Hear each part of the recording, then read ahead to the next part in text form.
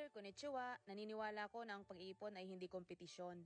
Sabi ni Chinkitan sa kanyang libro na nabasa ko, kung gusto natin makaipon dapat mag-set tayo ng goal na attainable.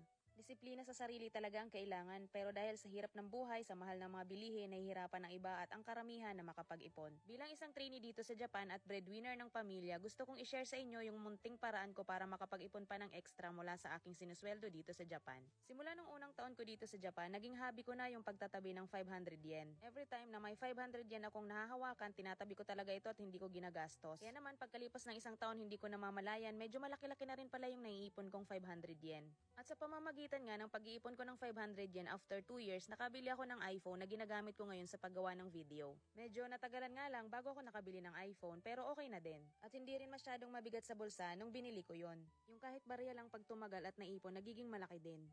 Sa mga kapwa trainee ko dyan, sana makapag-ipon tayo kahit paunti-unti. Hindi lang